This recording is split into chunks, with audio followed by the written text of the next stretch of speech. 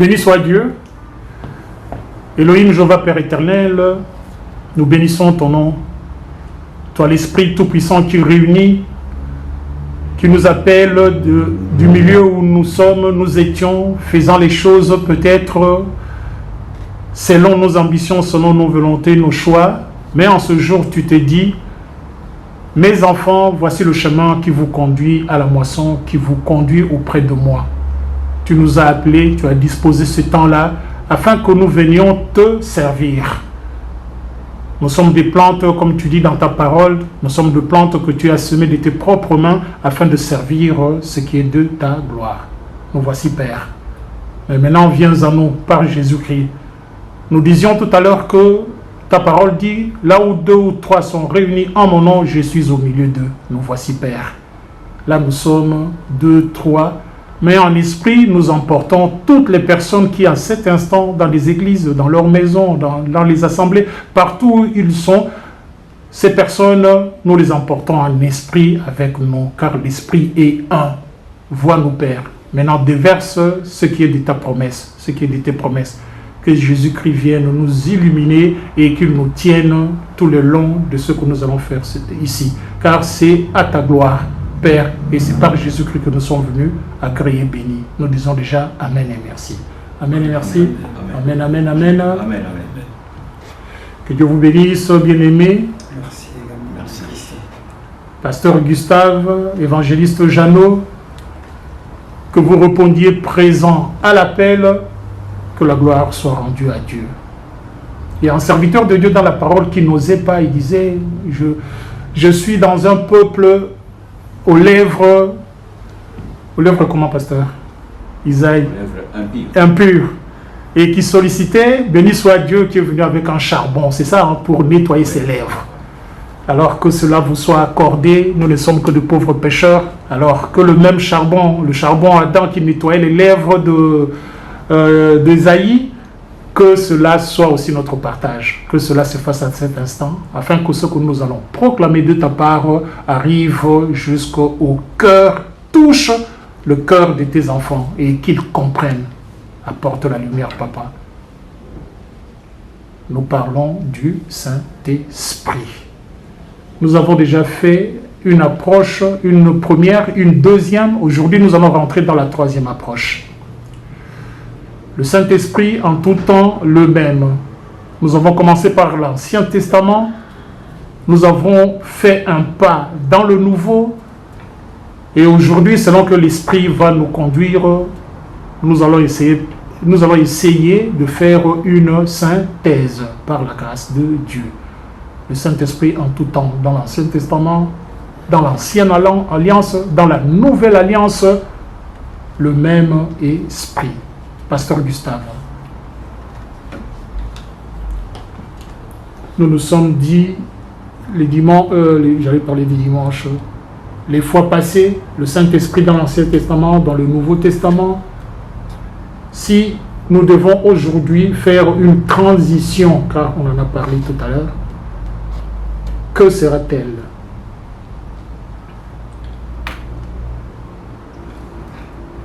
Donc, s'agissant directement de la transition, parce qu'en fait, je pensais qu'il était de nécessité impérieuse qu'on passe d'abord par faire un survol rapide de ce qu'on s'était dit les 2 dernières fois. Alors, nous avons parlé, effectivement, nous avons dit que le Saint-Esprit était au départ de la création.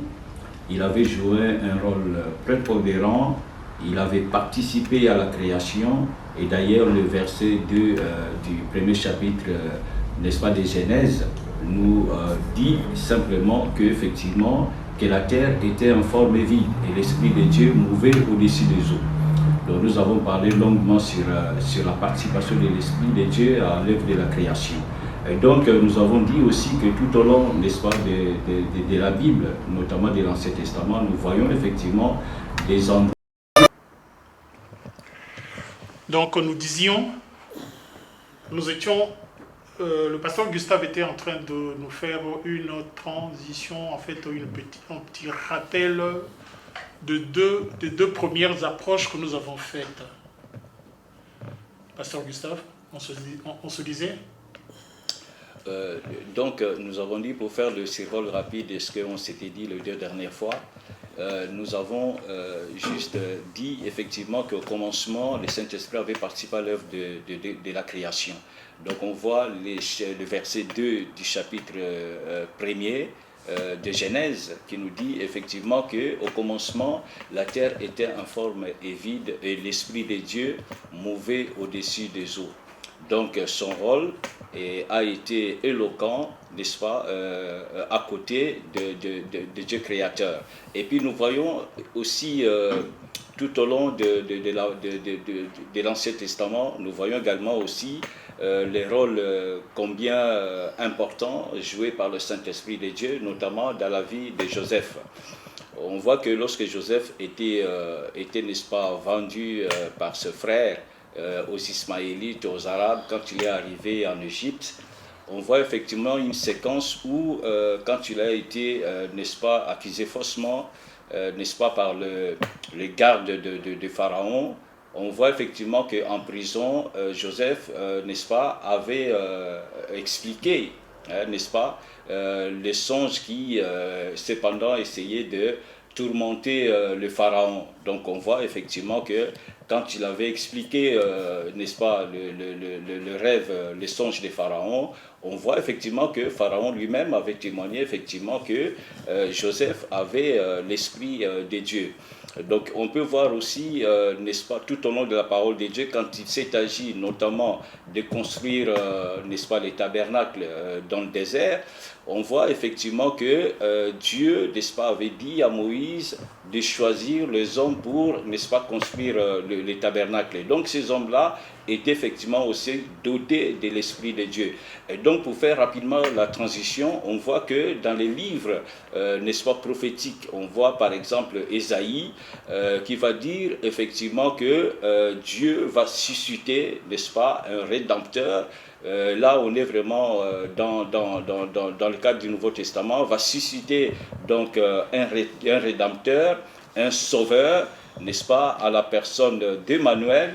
Et la Bible déclare que celui-ci sera doté de l'Esprit de Dieu pour libérer les captifs. Donc on voit un tout petit peu qu'effectivement le Saint-Esprit de Dieu a cheminé dès la création jusque, n'est-ce pas, aujourd'hui au Nouveau Testament, en passant bien sûr par la concrétisation, la réalisation des paroles que Dieu avait mises dans la bouche des prophètes. Amen, amen, amen, amen, amen. Évangéliste Jeannot, nous sommes jusque-là à ce que le pasteur, en fait, nous sommes dans les alliances avec le Saint-Esprit. Nous avons dit tout à l'heure que le Saint-Esprit est le même en tout temps. Le pasteur vient nous brosser un peu, j'allais revenir sur ta phrase là, l'expression que vous avez utilisée l'autre fois là qui m'est restée. C'était quoi encore? C'est les missions, c'est... L'élite. L'élite? Non, la mission, le Saint-Esprit en mission en fait. La fonction. En fonction. En fonction. Oui, voilà. Et là, nous voyons les manifestations, la mission, la fonction du Saint-Esprit dans l'Ancien Testament. Mais là, tout au début, j'avais dit que nous avons déjà mis un pas dans la nouvelle alliance avec le Saint-Esprit. Le rappel jusque-là du pasteur, à moins que je me trompe, a beaucoup plus ciblé l'ancienne alliance. Maintenant, toi, puisque tu prends la parole, est-ce que tu pourrais nous parler de la même fonction, de la même mission du Saint-Esprit, mais cette fois-ci dans la nouvelle alliance? Effectivement, donc, comme le pasteur venait d'achever sur la venue d'Emmanuel prophétisée, bon, je dirais tout simplement, évidemment, Jean, l'apôtre, le prophète Jean-Baptiste, il est celui qui va arrêter toute une saison. Jean-Baptiste, la Bible nous dit dans le livre de Matthieu 11, Matthieu 11, depuis le temps de Jean-Baptiste, les portes du royaume ont été forcés et ce sont les violents qui s'en emparent. Donc on voit que la période de Jean-Baptiste est aussi la période de Jésus-Christ. Les deux ils n'ont pas une grande différence. Je pense que c'est 6 mois qui les séparent. Donc Jean-Baptiste annonce l'arrivée de Jésus-Christ. Et c'est pour la première fois un prophète qui va demander aux païens et même au peuple juif de se repentir par le baptême d'eau.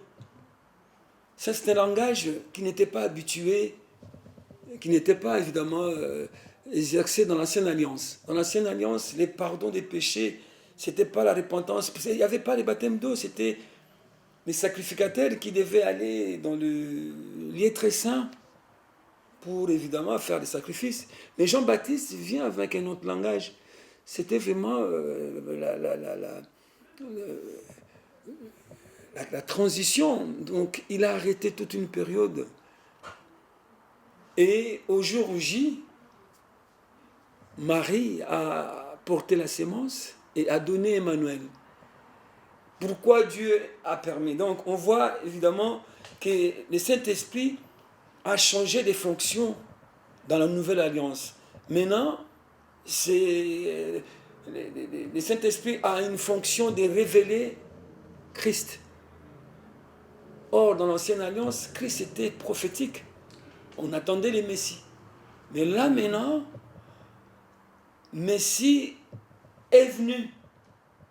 On verra Ézéchiel 36, 27, déjà prophétisé dans l'ancienne alliance.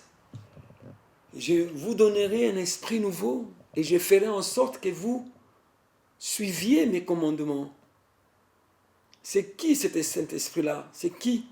Donc on comprend que c'est Jésus-Christ. Et si nous lisons Jean 3,16, Dieu a tant aimé le monde qu'il a donné son Fils unique afin que quiconque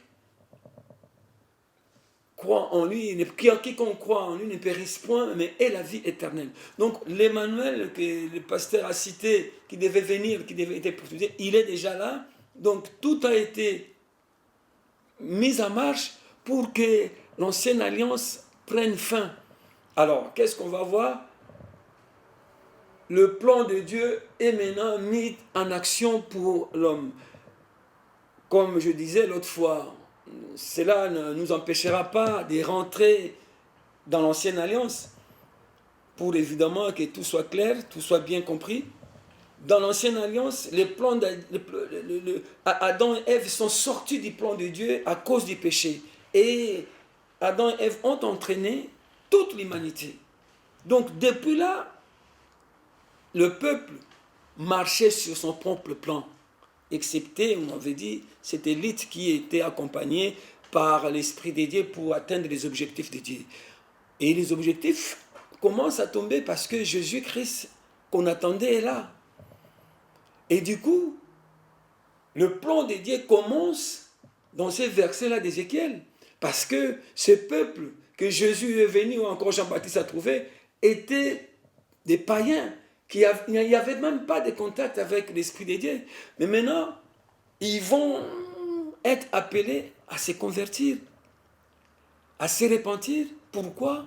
Pour évidemment recevoir Christ, comme la prophétie d'Ézéchiel a stipulé. Je mettrai en vous un esprit nouveau, afin que vous suiviez mes commandements. Pourquoi suivre les commandements de Dieu? Mais pour avoir la nature de Dieu, pour avoir la personnalité de Dieu. Amen, amen, amen, amen, amen, amen. Amen. Alors là, en vous suivant, j'arrive plutôt à, à situer le Saint-Esprit dans trois différentes étapes. Tout à l'heure, là, il y a l'évangéliste de Jean qui disait que dans l'Ancien Testament, dans l'Ancienne Alliance, nous pourrions dire que le Saint-Esprit était dans la prophétie. Si c'est pas ça, vous pouvez m'arrêter. Était dans la prophétie et qu'avec Jean-Baptiste, donc là nous rentrons dans la nouvelle alliance, il est maintenant dans la révélation.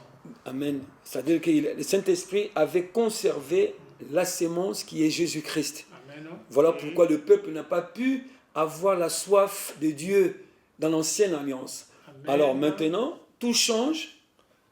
Le Saint-Esprit maintenant entre dans une nouvelle fonction, Amen. Celle de donner Jésus-Christ. Amen.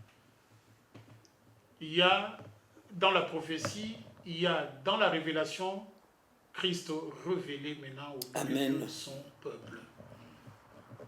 Maintenant, quand il s'en va, c'est là la troisième étape, là où je localise, je situe le Saint-Esprit. Il est dans la promesse du Christ. Je m'en vais, mais je vous enverrai le Saint-Esprit. Quel sera alors son rôle, sa fonction, sa mission? Le Saint-Esprit de la promesse cette fois-ci. Un petit rappel, dans l'Ancien Testament, il est avec nous. Est-ce que la colonne de feu, c'était le Saint-Esprit? Oui. Amen. Donc, quand on dit oui, donc la colonne de nuée, du coup, c'était le Saint-Esprit. Amen. Dieu en esprit au milieu de son peuple. Amen. Mais c'est toujours, nous sommes dans la prophétie. Après, maintenant, avec Jean-Baptiste, Christ est manifesté. Le Saint-Esprit est manifesté. Il a agi au milieu de nous. Il y a beaucoup de fonctions. Hein. C'est à vous. Il y a le voile qui est retiré, le péché qui est ôté. Il y a beaucoup de choses qui se font plutôt avec le Saint-Esprit en ce temps-là. Au temps de la révélation, qu'il s'est manifesté maintenant. Il s'en va. J'ai appelé cela maintenant la troisième étape. Il s'en va.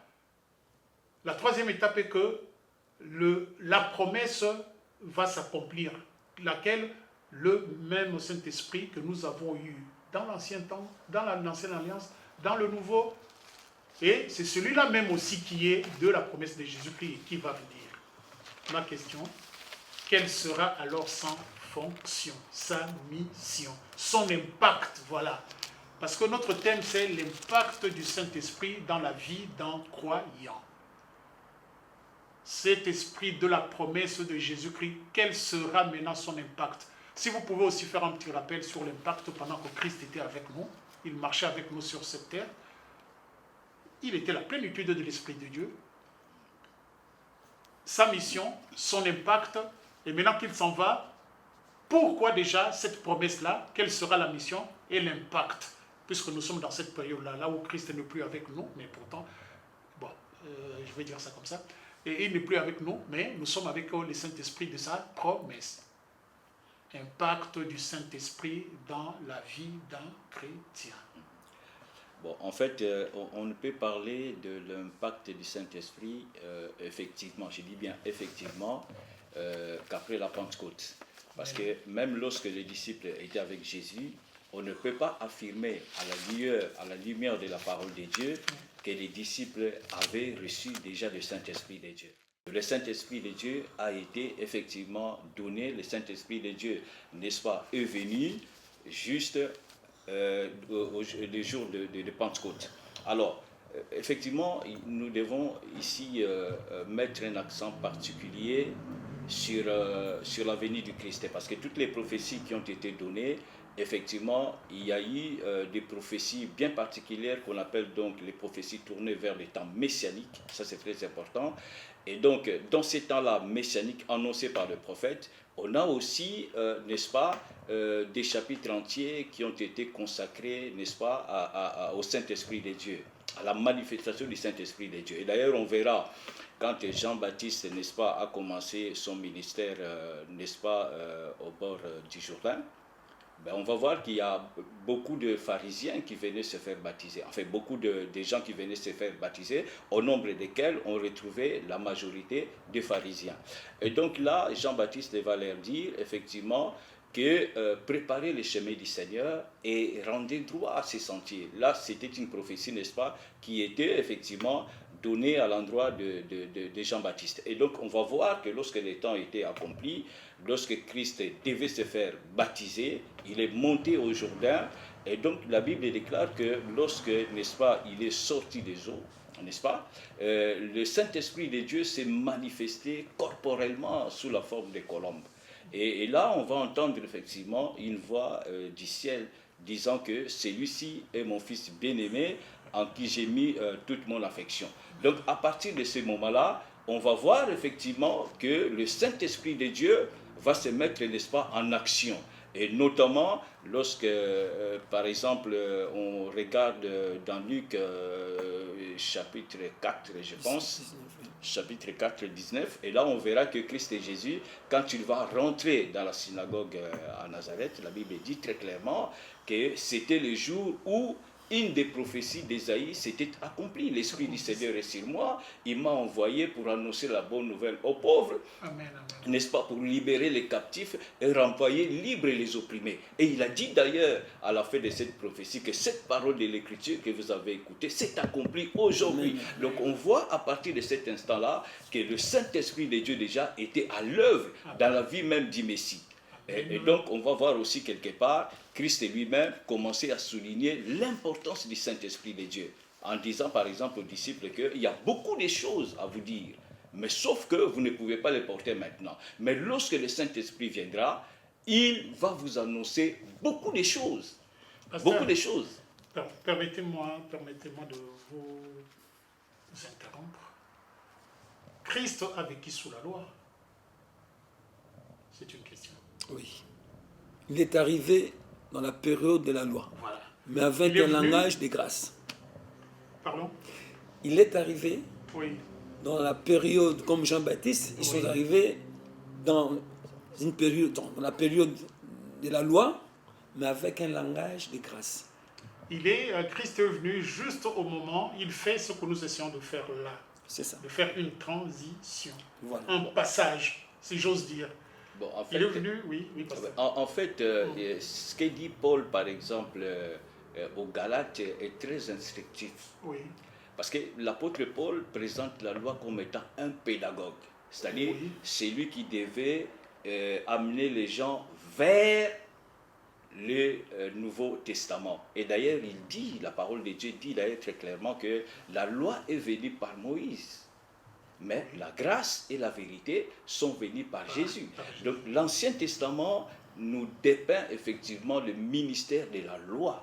Mais Jésus-Christ est venu avec le ministère de l'Esprit. Le Christ de Jésus est arrivé juste au moment où la loi devait, n'est-ce pas, cesser d'exister. Céder la place. Voilà, justement, et céder la place, n'est-ce pas, au Nouveau Testament. Au Nouveau Testament. Dépeint effectivement par le ministère de l'Esprit. Et donc là, Jean-Baptiste, qui était aussi de l'Ancienne Alliance, Oui. l'impact du Saint-Esprit sur Jean-Baptiste était prophétique. Effectivement. Il annonçait celui qui devrait venir. Béni. C'était un pont pour que nous rentrions dans le nouveau, dans la nouvelle alliance. Christ arrive.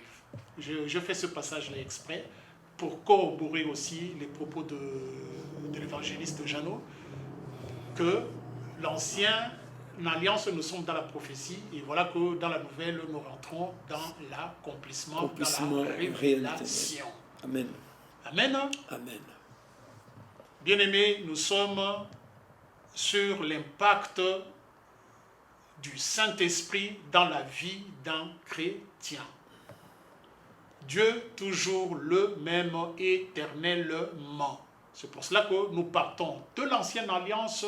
Vous voyez comment est-ce que nous sommes déjà dans une étape charnière, comme on dit. Nous rentrons là dans une étape charnière. Christ va nous emporter dans la nouvelle alliance.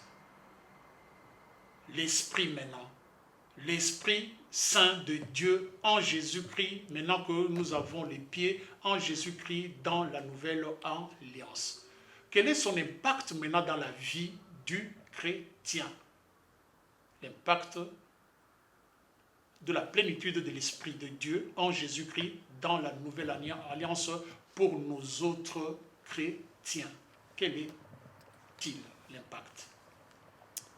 Alors, moi je dirais, nous allons lire les versets, le livre d'Ézéchiel 37, verset 27, non, 36, verset 27, il est écrit ceci, je mettrai mon esprit en vous et je ferai que vous suiviez mes ordonnances et que vous observiez et pratiquiez mes lois.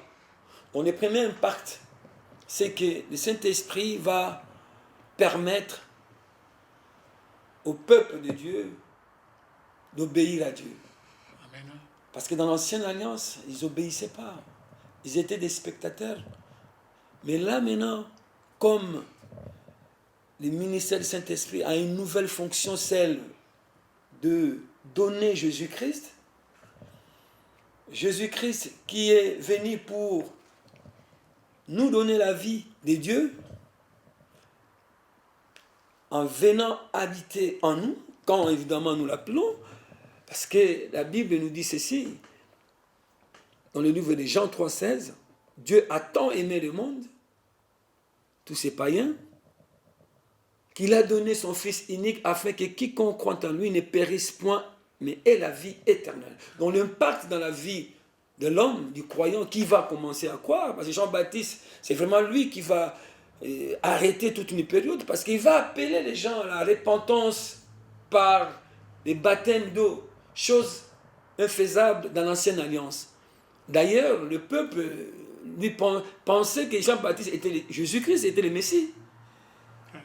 Il pensait que c'était, maintenant, c'est le Messie en question qui est là. Mais il leur a dit, non, moi je vous baptise d'eau, mais celui qui vient, il vous baptisera de l'Esprit de Dieu. Et dans le livre de Jean 1, 11, 12, la Bible dit, à ceux qui l'ont reçu, il leur a donné le pouvoir de devenir enfants de Dieu. Amen, amen. Je vais encore. Il y a une image qui me passe par la tête. Oui. Ils ont commencé, le peuple, à croire en Jean. Ils ont pensé que Jean était le Messie de la promesse. Cette même attitude, nous l'avons vu avec Moïse.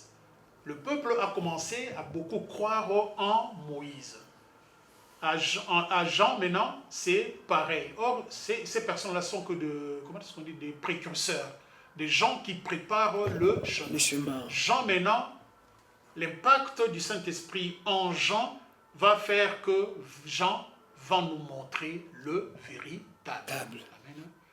Amen. Jean va nous montrer le véritable. Et la parole le dit. Voici, c'est lui l'agneau dont je vous parle. Dont je vous parle, dont je n'ai pas arrêté, pour paraphraser, dont je n'ai pas arrêté. Donc, il nous a montré la direction. Amen. Ça aussi, c'est un impact du Saint-Esprit. Le Saint-Esprit a agi comme ça dans la mission de Jean-Baptiste.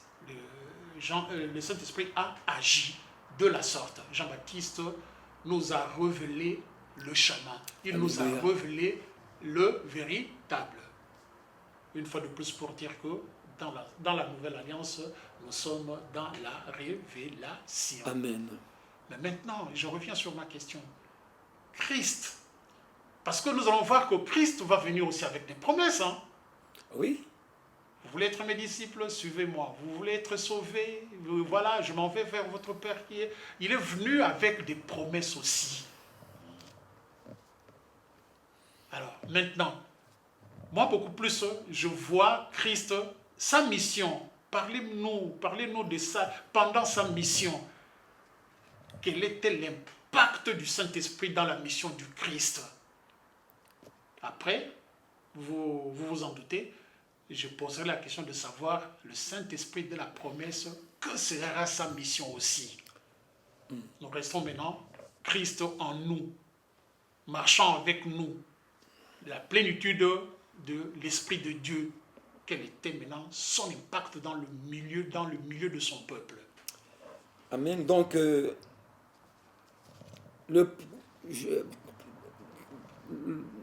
venais de vous dire qu'il y aura des moments où on va faire un retour dans l'Ancienne Alliance. C'est important.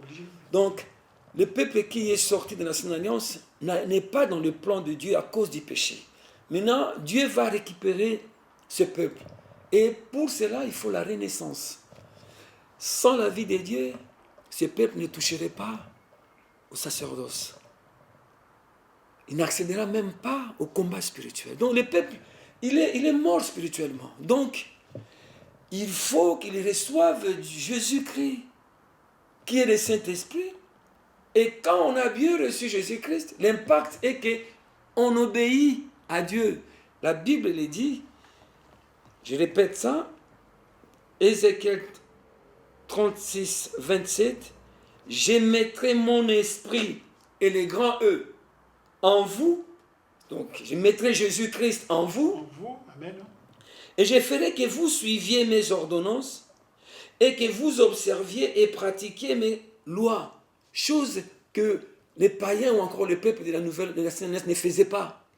Alors ici, pour écouter Dieu, pour obéir à Dieu, pour se sanctifier, parce qu'en écoutant Dieu, on se sanctifie, ce n'est pas l'imposition des mains, Amen. ce n'est pas la religion, mais c'est l'impact du Saint-Esprit. Avec cette puissance, il vient comme un feu caché pour brûler les vieils hommes qu'on a reçus d'Adam et Ève.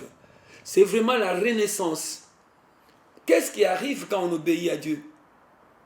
Qu'est-ce on va bénéficier quand on suit les commandements de Dieu? Le peuple dans l'Ancien Testament n'était pas dans le programme du salut de Dieu, non? Non.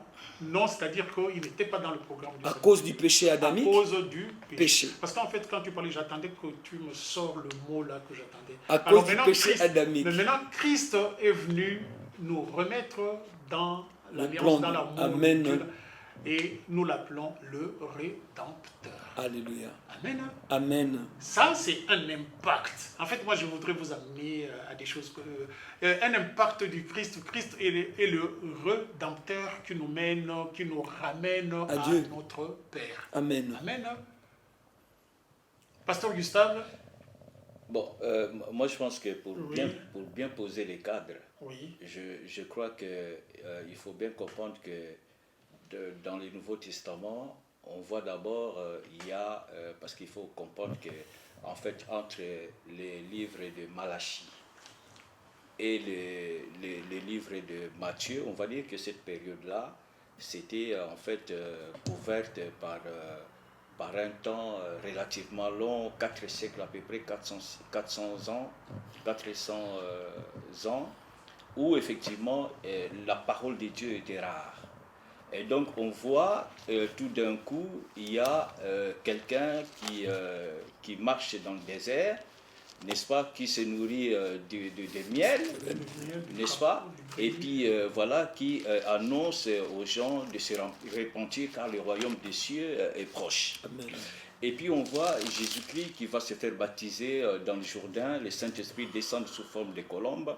Et on voit également aussi la parole des prophètes s'accomplir parce que Jésus a commencé à faire des miracles. Et d'ailleurs, vous allez voir que lui-même, Jean-Baptiste, était dans la confusion en disant, par exemple, il avait envoyé d'ailleurs ses disciples pour aller demander à Christ et Jésus, étant quelque part en train de faire des miracles. Et donc, il dit à ses disciples, allez vous enquérir à propos de cet homme. Est-ce que c'est lui, le Messie qui devait venir ou devrions-nous encore en attendre un autre? Et donc, Christ et Jésus avaient dit donc à ses disciples-là, envoyés par Jean-Baptiste, allez rapporter à Jean-Baptiste que les malades sont guéris, les boiteux marchent. C'était juste ça sa réponse, ainsi de suite. Et puis Jean-Baptiste, quand il avait entendu cela, il avait compris que c'était effectivement le Messie. Et donc, quelque part un jour, il était avec ses disciples, il voit Jésus-Christ passer, il a dit, voici l'agneau de Dieu qui ôte le péché du monde. Et d'ailleurs, l'un de ses disciples l'avait quitté pour suivre Jésus. Et donc, je vais dire que l'impact, ça c'est la question que vous avez posée, du Saint-Esprit dans la vie de Jésus, eh ben, on se rapporte effectivement à cette prophétie d'Ésaïe. Donc, il se faisait beaucoup plus de miracles. La Bible dit que Jésus-Christ était un homme de bien. Partout il passait, dans les villes, dans les villages, il faisait autant de miracles. Alors, mais lui-même, Jésus va comprendre que le Saint-Esprit de Dieu, n'est-ce pas, est tellement important pour que le croyant, pour que le chrétien puisse aussi expérimenter, n'est-ce pas, le royaume des cieux en lui. C'est pourquoi d'ailleurs, il avait dit à ses disciples, qui étaient d'ailleurs découragés au moment où Christ et Jésus, n'est-ce pas, commençaient à leur dire que voilà, le Saint-Esprit de Dieu viendra et le Saint-Esprit de Dieu va vous consoler. Le Saint-Esprit de Dieu va vous instruire sur beaucoup de choses. J'ai tellement de choses à vous dire, mais vous ne pouvez pas les porter maintenant. Non. Alors, je vous dis effectivement, je vous donne des références. Donc, vous avez Jean 14, vous avez Jean 16, et là, on verra effectivement le ministère du Saint-Esprit de Dieu. Et d'ailleurs, arrivé à un moment, la Bible dit que Christ et Jésus va souffler sur les disciples en leur disant « recevez l'Esprit ». Et donc, nous allons voir que mais les choses ont tellement pris une dimension tout à fait autre à partir de l'instant où ils étaient montés, n'est-ce pas, à la chambre haute et où le 7e jour, je pense au bout du 7e jour, le Saint-Esprit de Dieu est descendu sur eux. Et c'est à partir de ce moment-là que nous allons voir effectivement l'impact du Saint-Esprit de Dieu dans la vie de celui qui reçoit Jésus comme Seigneur et Sauveur personnel. Mais je pense que là, je reviens effectivement pour compléter le propos de l'évangile de Jean, pour dire que, d'ailleurs Jean-Baptiste aussi l'avait rappelé, que moi, je vous baptise d'eau, mais celui qui vient après moi, il vous baptisera du Saint-Esprit et du feu. Et du feu. Donc ça, c'est très important. Et donc, à partir de la Pentecôte, là, nous allons voir effectivement les manifestations, l'impact du Saint-Esprit de Dieu dans la vie de celui qui reçoit Jésus comme Seigneur et Sauveur personnel. Mais moi, je pense qu'il est important de passer par le baptême du Saint-Esprit, par le baptême de la régénération, pour expérimenter effectivement la vie du Saint-Esprit en soi. Ce que vous appelez le baptême de la régénération, c'est le baptême du Saint-Esprit et du feu, c'est ça, non? C'est le baptême du Saint-Esprit, le baptême de la régénération. Le baptême de la régénération. Oui. Tout à l'heure, là, vous veniez de dire, pasteur, à un moment donné, j'ai dit tu, à un moment donné, j'ai dit vous. Vous avez dit, à partir de ce moment-là, donc les apôtres viennent de recevoir le Saint-Esprit, Dieu accomplit sa promesse. Il vient de recevoir le Saint-Esprit. Et à partir de ce moment-là, nous allons maintenant voir ce que devient un chrétien quand il reçoit le Saint-Esprit. À partir de ce moment-là, nous allons voir l'impact du Saint-Esprit dans la vie du chrétien. Avec Christ, le Saint-Esprit était là. C'est Christ qui manifestait beaucoup plus la puissance du Saint-Esprit. C'est lui qui était dans l'action du Saint-Esprit. Maintenant qu'il est parti, il nous renvoie il est bien pour vous que je m'en aille. Il nous renvoie ce Saint-Esprit-là. C'est tout ce que nous attendions. C'est le but même en fait, c'est la synthèse, comme j'ai dit tout à l'heure. C'est le bouquet, je ne sais pas comment dire ça, de toutes les émissions que nous faisons. Maintenant, Christ nous a accordé le Saint-Esprit. Maintenant, le Saint-Esprit est en nous. Quel est son impact? Maintenant, nous allons commencer à voir un chrétien qui a le Saint-Esprit. Tu l'as dit, le jour de la Pentecôte, ils ont reçu le Saint-Esprit. Ils ont maintenant le Saint-Esprit avec eux. Qu'est-ce qui se passe? Ah bon, le premier impact, c'est que on voit les jours de la Pentecôte, c'était les jours des fêtes, n'est-ce pas? Les jours des fêtes, qu'on appelle aussi les jours de la récolte, les jours de la moisson, effectivement. Donc c'était un grand jour. Et la Bible dit que beaucoup de tribus étaient montées à Jérusalem, notamment des barbares, des Parthes, des Mèdes et tout ça. Il y avait beaucoup de tribus en fait qui étaient montées à Jérusalem. Et ce jour-là, la Bible déclare que le Saint-Esprit de Dieu est descendu. Le Saint-Esprit de Dieu s'est posé sur les disciples et ils ont commencé à parler en langue. Amen. Ça, c'est très important. Oui. Donc, le Saint-Esprit de Dieu est descendu. Et donc, le premier signe visible, le premier impact, n'est-ce pas, qui va d'ailleurs alerter, n'est-ce pas, tous ceux qui étaient montés à Jérusalem, le pèlerin, c'était d'abord de voir des gens communs, des gens du peuple qui commençaient, n'est-ce pas, parce qu'ils étaient disciples de Jésus-Christ, ils ont commencé à parler, n'est-ce pas, dans des langues qu'ils ne connaissaient pas. Dans des langues au moins, il y avait aussi d'autres langues dont les disciples plutôt parlaient, mais qui était en même temps aussi compréhensible par les gens qui étaient là. Mais il s'est posé des questions. Mais comment est-ce que ces gens-là, qui sont plutôt juifs et tout, mais comment on les entend effectivement s'exprimer dans nos langues maternelles? Donc ça, c'est vraiment l'impact déjà du Saint-Esprit de Dieu dans la vie de ceux qui étaient donc les premiers disciples de Jésus. Donc je m'arrête là, mais je laisse la parole à l'évangéliste Jeannot, et puis on va essayer de progresser au fur et à mesure. Oui. Donc oui, pour évidemment compléter, Papa Roger a bien dit l'impact du Saint-Esprit. Je pense, avant qu'ils reçoivent le Saint-Esprit sur eux, la puissance à la Pentecôte, la Bible nous dit qu'ils étaient des disciples. Donc ils ont reçu d'abord la discipline. Ça, c'est très important. Amen. Parce que quand ils ont été régénérés, il a parlé du baptême de la régénération. Pourquoi ce baptême était-il important? Tout simplement parce que Dieu avait déjà prévu, si nous lisons le livre de Romains 8, 29, la Bible dit, car ceux qu'il a connus d'avance, il les a aussi prédestinés à être semblables à l'image de son Fils, afin que son Fils fût le premier-né entre plusieurs frères. Donc, Dieu déjà a prévu de nous façonner à l'image de son Fils. Façonner qui? Le peuple qui n'avait pas la vie de Dieu. Donc, l'impact du Saint-Esprit fait en sorte que, évidemment, les chrétiens soient spirituels. Ces hommes-là qui ne savaient même pas prier accèdent à la personnalité de Dieu. Parce que pour recevoir le Saint-Esprit sur eux, c'est-à-dire dans la Pentecôte, ce n'était pas donné aux païens. Il fallait qu'ils deviennent disciplinés. Voilà d'où le nom des disciples, qui veut dire élève. Donc, ils ont accepté la discipline, ce qui était difficile, et ils ont été faits disciples, et ils ont entendu Dieu, Jésus, c'est-à-dire ils ont écouté la voix de Jésus, de ne pas quitter Jérusalem afin de recevoir le Saint-Esprit qui évidemment va leur mandater, va leur donner un mandat, parce que ceux qui vont recevoir ces jours-là, ça sera une autorisation d'aller sur le terrain pour évidemment détruire les œuvres de l'ennemi. Sans oublier qu'ils avaient déjà le Saint-Esprit en eux. J'insiste par rapport à le Saint-Esprit en eux, très important, parce que si ils ne recevaient pas le Saint-Esprit en eux, non plus ils recevront le Saint-Esprit sur eux.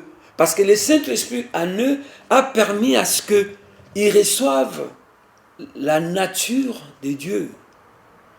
Parce que sans la nature, c'est la nature de Dieu qui va attirer le Saint-Esprit sur eux. Donc ils étaient déjà équipés. Ils étaient déjà, parce que quand ils étaient avec Jésus, ils partaient même la mission de 70 disciples. Aller baptiser, guérissez. C'est grâce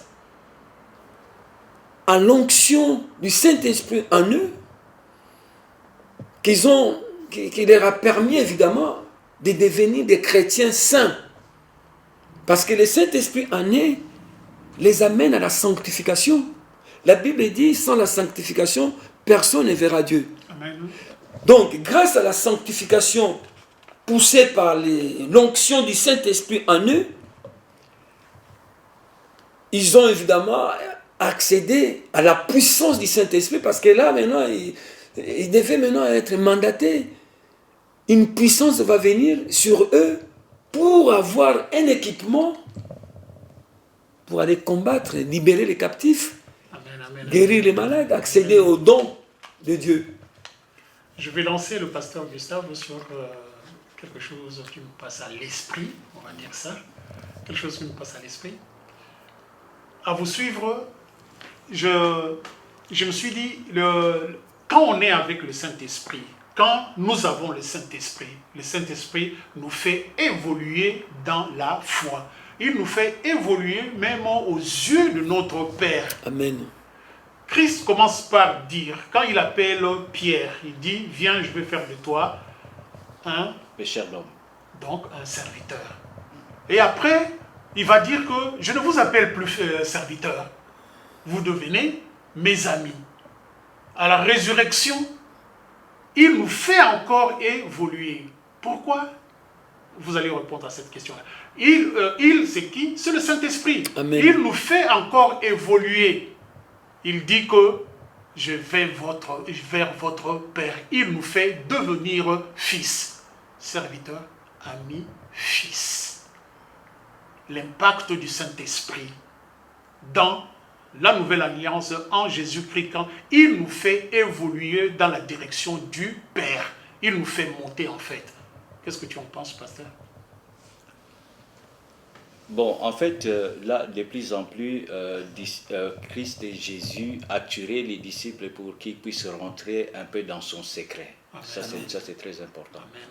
Bon, parce qu'en fait, là, le Saint-Esprit n'est pas encore là, mais Christ voulait créer une intimité, hein, n'est-ce pas, avec ses disciples. Et là, vous allez voir, par exemple, lorsque Jésus-Christ dit, bon, maintenant, je ne vous appellerai plus serviteurs, mais maintenant, je vais vous appeler des amis. Et il dit d'ailleurs, il va faire une prière, n'est-ce pas, dans Jean 17 en disant, voilà, le Père, comme toi et moi nous sommes un, je prie également aussi qu'eux soient un. Alors vous allez voir aussi que quand, par exemple, les Christ, c'est important hein, d'ailleurs de les dire, nous n'avons aucune force, nous par exemple, pour résister face au péché. Et là, la Bible d'ailleurs dit, que la première des choses que Dieu va faire, que Jésus-Christ va assurer, c'est le fait d'abord d'essayer de nous garantir la filialité divine. C'est-à-dire qu'on ne peut pas être aujourd'hui fils de Dieu si on n'a pas le Saint-Esprit de Dieu. C'est pourquoi d'ailleurs la Bible déclare que tous ceux qui ont l'Esprit de Dieu lui appartiennent. Lui appartient, ça c'est très important. Et d'ailleurs, la Bible déclare que le Saint-Esprit de Dieu, quand il vient, parmi les choses dont il nous convainc qu'effectivement que nous sommes donc des dieux, c'est que la Bible dit qu'il crie en nous, le Saint-Esprit de Dieu, crie en nous Dieu notre Père, Abba Père. Atteste. Voilà, donc ça c'est très important. Et donc le premier impact, c'est d'abord que le Saint-Esprit nous rassure au sujet de notre filiation hein, par rapport à Dieu. Et deuxième chose, c'est que nous allons voir également aussi que le Saint-Esprit de Dieu, la Bible déclare que ce n'est ni par notre force, ce n'est ni par notre force. Le simple fait, par exemple, que nous puissions avoir, n'est-ce pas, cette force de pouvoir vaincre les péchés, cette force de pouvoir résister devant le malin, cette force d'être fidèle à Dieu, n'est-ce pas? Tout cela, ce n'est pas l'œuvre du Saint-Esprit de Dieu. Ça, c'est très important. C'est pourquoi la Bible déclare ce n'est ni par la force, ce n'est ni par l'intelligence, mais c'est par l'Esprit de Dieu. Et la Bible dit que nous pouvons tout par celui qui nous fortifie. Or, en réalité, celui qui nous fortifie, c'est bien le Saint-Esprit de Dieu. Et donc, moi, je pense que le Saint-Esprit de Dieu, dans Jean 14, dans Jean 16, la Bible déclare qu'il a un ministère qu'il accomplit. C'est pourquoi c'est très important d'abord de passer par le baptême du Saint-Esprit. Il a un ministère qu'il accomplit, c'est ça le mot que je cherchais, le ministère du Saint-Esprit, c'est cela que je cherche. Donc il a un ministère à accomplir et il l'accomplit. Différemment peut-être, la Bible dit que Dieu agit tantôt d'une manière, tantôt d'une autre, c'est sa souveraineté. Alors, dans l'Ancien Testament, dans l'Ancienne Alliance, il s'est manifesté dans tout ce que nous avons dit, et dans la Nouvelle, c'est pareil en Jésus-Christ.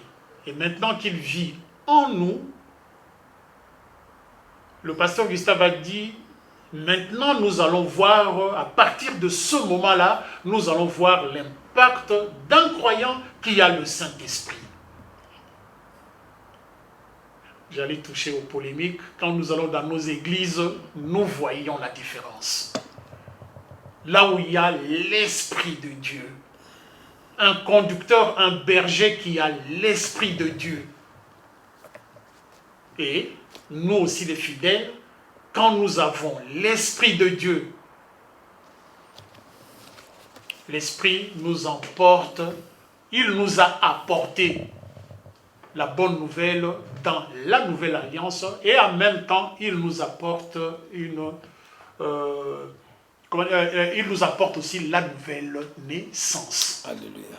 Il nous apporte aussi la nouvelle Alléluia. naissance. En Christ, nous sommes nés de nouveau. Ça aussi, c'est l'impact du Saint-Esprit dans la vie d'un croyant. On ne peut pas tout le temps être dans la parole, et que nous ne changions pas. L'homme ne change pas un homme. Maudit soit l'homme qui se confie. L'homme ne peut pas changer un homme parce qu'à la base, nous-mêmes, nous sommes fluctuants, nous sommes changeants. On ne peut pas changer les autres. Quand nous arrivons à manifester quelque chose à la gloire de Dieu, c'est le Saint-Esprit. Que nous changions, que nous annoncions la bonne nouvelle, que nous partions nous réunir, que nous fassions ce que nous sommes en train de faire là, actuellement. Je pense que c'est poussé par le Saint-Esprit. Amen. Le Saint-Esprit nous pousse à des choses. Évangéliste, le Saint-Esprit nous pousse à des choses à la gloire de Dieu. Alléluia. Amen. Amen. Peux-tu rebondir sur ça? Oui, effectivement, je ne cesse de revenir sur ce chapitre important, c'est-à-dire tous les chapitres sont importants. Mais là, tout doit commencer par là. Amen. C'est-à-dire le Saint-Esprit en nous. Mais pourquoi Dieu a eu le soin de mettre son esprit en nous? Amen.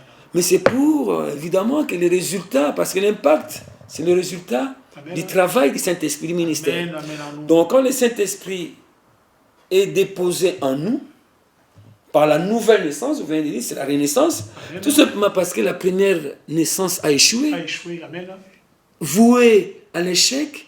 Maintenant, il faut une nouvelle vie pour, évidemment, expérimenter la puissance de Dieu, la sanctification. D'ailleurs, l'apôtre, le pasteur venait de le dire, les baptêmes de la régénération.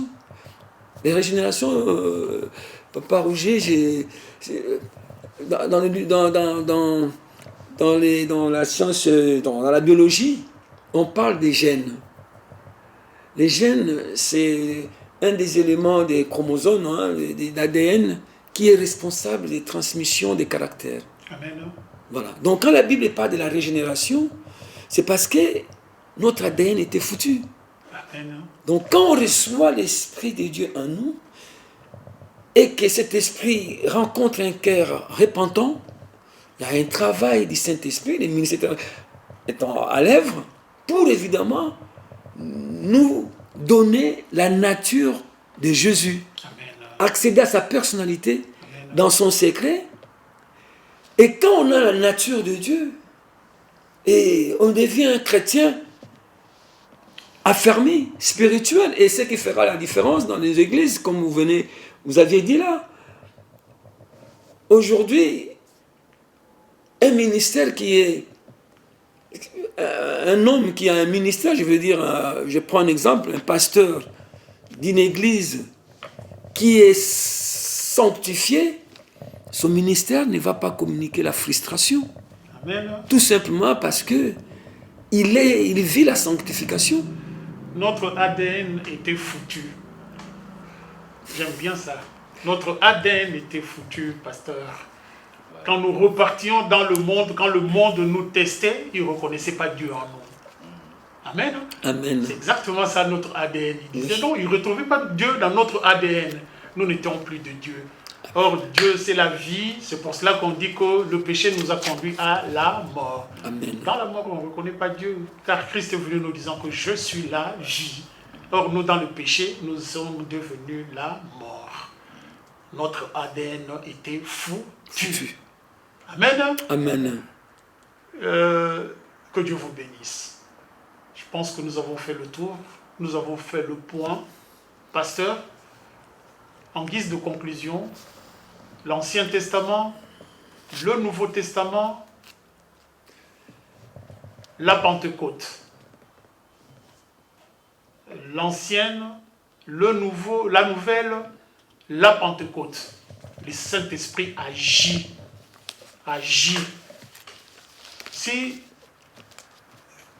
vous pouviez nous dire quelque chose en guise de conclusion dans tout ce que nous nous sommes dit.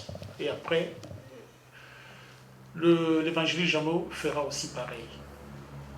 Bon, c'est vrai que comme nous sommes en train de courir un peu Oui, derrière le temps, parce qu'en fait, il y a beaucoup de choses aussi à dire. Hein, parce que moi, ce que j'ai préparé normalement, c'était de parler, mais ça, on verra ça prochainement, sur ce qu'on appelle la glossolalie, c'est-à-dire le parler en langue. Les dons. Parce que les dons du Saint-Esprit, parce que là, effectivement, il y a aussi une certaine bienséance à observer. Donc il y a aussi une discipline à observer. Et donc c'est très important que les choses se fassent dans l'ordre. Vous avez l'intention de faire quoi? Un recadrage? Un tout petit peu par rapport à ce que nous vivons aujourd'hui. Alors pour répondre à votre question, je pense que dans l'Ancien Testament, le Saint-Esprit de Dieu avait une mission particulière. Le Saint-Esprit de Dieu n'était pas donné à n'importe qui. Le Saint-Esprit de Dieu était distribué, était donné, n'est-ce pas, aux élites. Donc parmi les élites, donc on va voir par exemple le roi, on va voir par exemple les prophètes, on va voir par exemple des gens qui avaient des missions bien particulières, on va voir par exemple les juges. Donc c'était vraiment donné pas n'importe qui. Et donc, bon, maintenant, dans le Nouveau Testament, ce qui fait la différence, c'est que dans le Nouveau Testament, quiconque reçoit Jésus comme Seigneur et Sauveur personnel, n'est-ce pas, a droit au Saint-Esprit de Dieu. Bien sûr, il faut respecter, je pense, un certain nombre d'ordonnances, un certain nombre de choses, comme par exemple recevoir Jésus comme Seigneur et Sauveur personnel, parce que le Saint-Esprit de Dieu ne se donne pas comme ça, parce que la Bible déclare que personne ne peut dire que Jésus-Christ est Seigneur si ce n'est par le Saint-Esprit. Donc il faut d'abord commencer par accepter que Jésus est Seigneur, que Jésus est Sauveur. Ça c'est la condition sine qua non. Et puis après, nous avons la marche aussi avec le Saint-Esprit de Dieu. Ça c'est très important, parce qu'en fait le Saint-Esprit c'est pas un dictateur. Le Saint-Esprit de Dieu c'est la personne de la divinité. Donc c'est pourquoi d'ailleurs la Bible dit, n'attristez pas le Saint-Esprit de Dieu, parce que le Saint-Esprit en tant que personne a aussi des émotions. Et la Bible déclare que n'éteignez pas le Saint-Esprit de Dieu. Donc ça c'est important.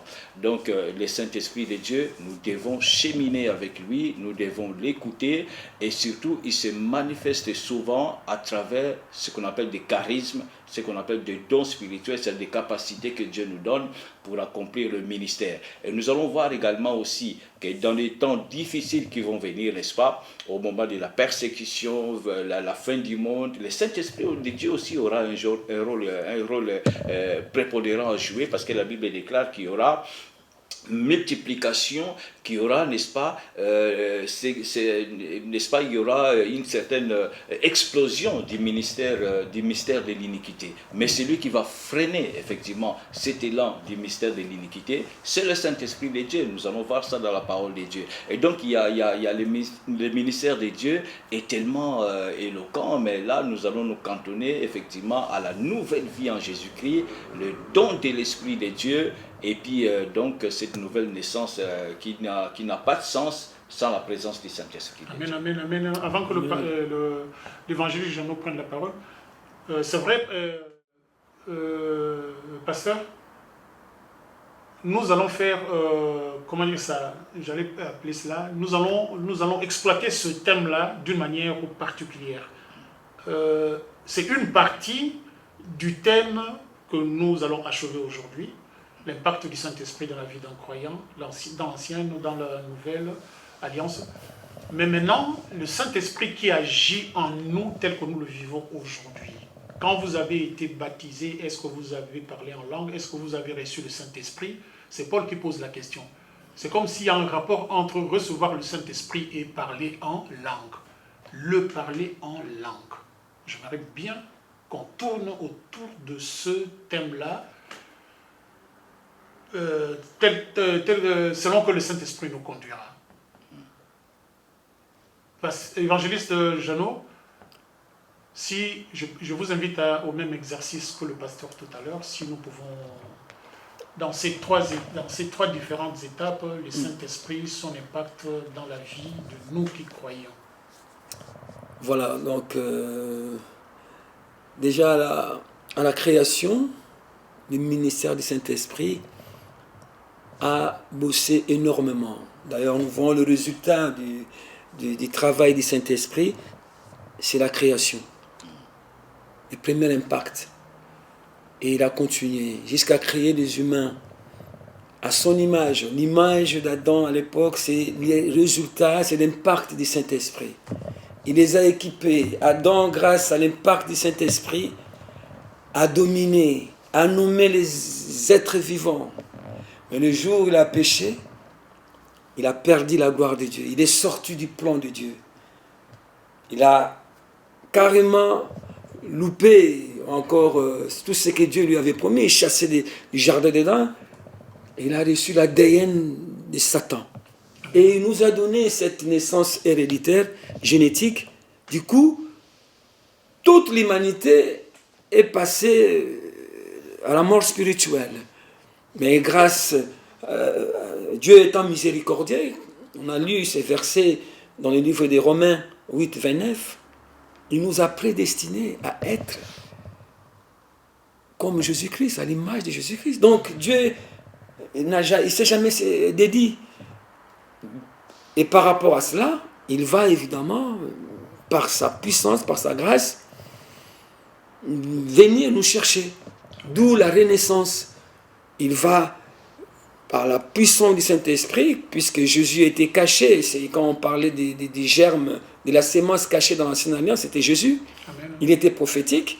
Et au jour J, quand Jésus a été révélé, et c'est même Jésus va venir habiter en nous, et les prophéties vont commencer à s'accomplir, notamment l'Ézéchiel 36, 27.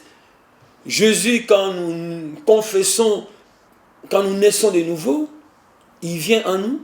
Pourquoi? Tout simplement pour atteindre ce qu'Adam avait loupé, obéir à Dieu. Et grâce à la puissance du Saint-Esprit en nous, nous arrivons à obéir à Dieu. Chose impossible dans l'Ancienne Alliance. Et grâce à la nature de Dieu que nous recevons, la puissance de Dieu, la puissance du Saint-Esprit sur nous va arriver. Donc nous avons des onctions qui sont importantes. L'onction de Dieu en nous, qui est fait de nous des chrétiens saints, et le Saint-Esprit sur nous, qui va maintenant nous faire accéder à la puissance de Dieu.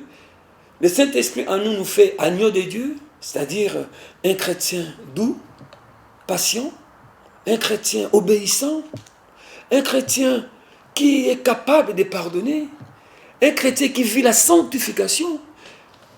Nous cultivons cette communion profonde avec Dieu, comme le pasteur avait dit, et cela va attirer le Saint-Esprit sur nous, parce que Jésus va dire aux disciples, pas aux païens, aux disciples, ceux qui étaient déjà des élèves, attendez. Et quand le Saint-Esprit va venir maintenant sur eux, et ça sera évidemment l'exercice sur terrain, c'est-à-dire ils vont recevoir un arsenal pour aller libérer les captifs, guérir les malades, chasser les démons. Parce qu'on ne peut pas aller sur le terrain sans un arsenal. On avait déjà un arsenal en nous qui nous permettait d'avoir la nature de Dieu. Et puisque cet esprit en nous, c'est une onction qui ne nous échappera plus, parce que c'est une notion de communion, nous permettra d'amplifier le Saint-Esprit sur nous. Parce qu'un ministre de Dieu qui n'est pas dans la sanctification, il a du mal à exercer les dons de l'esprit dans le monde des sens. Nous allons en parler dans une prochaine... un ministère sans l'esprit de Dieu, nous allons parler. Ça, de toute façon, ça restera toujours dans le cadre de l'impact du Saint-Esprit. Alléluia. Et bien-aimés, que Dieu vous bénisse. Une fois de plus, soyez abondamment bénis, vous qui nous apportez de la part du Saint-Esprit, j'allais dire de la part de Jésus-Christ, la lumière. Vous n'êtes que des missionnaires, vous êtes que des messagers, que Dieu vous bénisse. Dieu nous bénit, nous comble de ses faveurs quand nous recevons, comme il se doit, ses envoyés. Le salut, Christ dit que le salut, c'est ça en fait le royaume des cieux. Recevoir ce qui est venu de la part de Dieu. Hein? Je pense que je le dis comme ça. Celui que Dieu a envoyé, reconnaître Dieu le Père et celui qui l'a envoyé. Le missionnaire que vous êtes. Que Dieu vous bénisse abondamment, abondamment. Merci. Ce n'est pas fini. En parlant, il y a des thèmes qui nous passent à l'esprit. Nous avons noté. Nous allons rebondir sur cela. Béni soit le nom de Dieu. Elohim, Jéhovah, Père éternel. Toi qui par le Fils nous rétablis dans notre héritage. Par le Saint-Esprit. Nous avons tout perdu par manque de connaissance, par ignorance.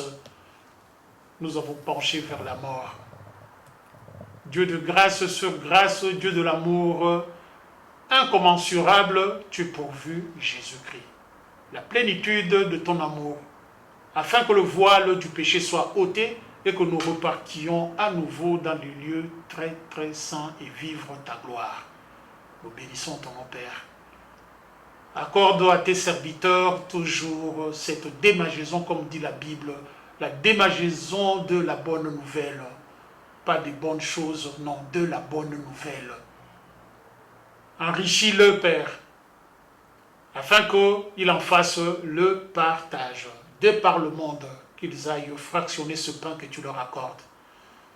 Accorde à nous la santé, la force, la sainteté, tout ce qui est de toi, Père, afin que, quand nous allons partir avec l'ADN nouveau que tu nous accordes, que le monde te reconnaisse en nous. Accorde-nous cette grâce-là, nous t'en supplions, par Jésus-Christ, une fois de plus.